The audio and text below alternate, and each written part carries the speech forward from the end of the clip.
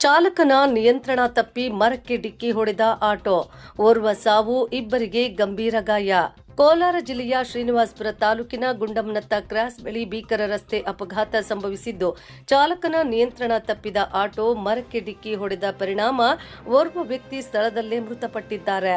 ಆಟೋದಲ್ಲಿದ್ದ ಒಂದೇ ಕುಟುಂಬದ ಇತರ ಇಬ್ಬರು ಗಂಭೀರವಾಗಿ ಗಾಯಗೊಂಡಿದ್ದಾರೆ. ಮೃತಪಟ್ಟ ವ್ಯಕ್ತಿಯನ್ನು ಶ್ರೀನಿವಾಸಪುರ ತಾಲೂಕಿನ ಪಾಳ್ಯ ಗ್ರಾಮದ ಮೂಲದ ಶ್ರೀನಿವಾಸ್ 50 ಎಂದು ಗುರುತಿಸಲಾಗಿದೆ. ಇವರು ತಮ್ಮ ಪತ್ನಿ ಮತ್ತು ಮಗನೊಂದಿಗೆ ಬೆಂಗಳೂರಿನಿಂದ ಕೇತಗಾನಹಳ್ಳಿಯಲ್ಲಿರುವ ಸಂಬಂಧಿಕರ ಮನೆಯ ಕಾರ್ಯಕ್ರಮಕ್ಕೆ ಆಟೋದಲ್ಲಿ ತೆರಳುತ್ತಿದ್ರು. ಈ ವೇಳೆ ಗುಂಡಂನತ್ತ ಕ್ರಾಸ್ ಬಳಿ ಆಟೋ ಚಾಲಕನ ನಿಯಂತ್ರಣ ತಪ್ಪಿ ರಸ್ತೆ ಬದಿಯ ಮರಕ್ಕೆ ವೇಗವಾಗಿ ಡಿಕ್ಕಿ ಹೊಡೆದಿದೆ.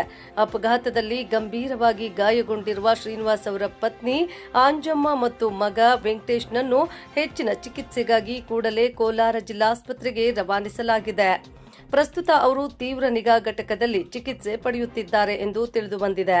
ಘಟನಾ ಸ್ಥಳಕ್ಕೆ ಶ್ರೀನಿವಾಸಪುರ ಪೊಲೀಸ್ ಠಾಣೆಯ ಅಧಿಕಾರಿಗಳು ಭೇಟಿ ನೀಡಿ ಪರಿಶೀಲನೆ ನಡೆಸಿದ್ದಾರೆ. ಈ ಕುರಿತು ಪ್ರಕರಣ ದಾಖಲಿಸಿಕೊಂಡಿರುವ ಪೊಲೀಸರು ಮುಂದಿನ ತನಿಖೆಯನ್ನ ಕೈಗೊಂಡಿದ್ದಾರೆ.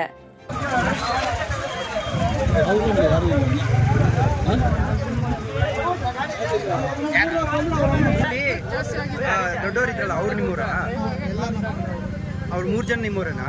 ಬಟ್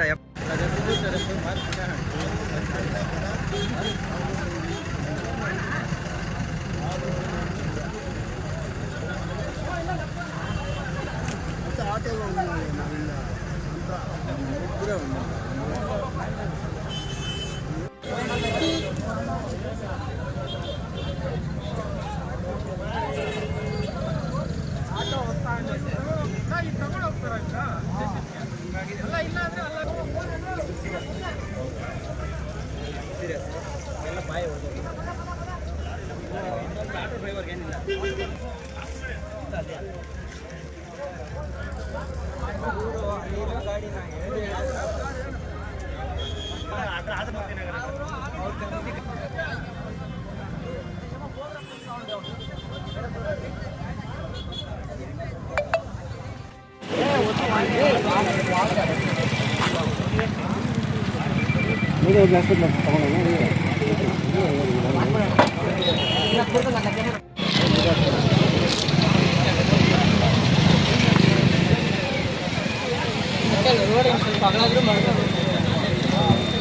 ಜನಕ್ಕೆ ಗಾಡಿ ಪಂಚರ್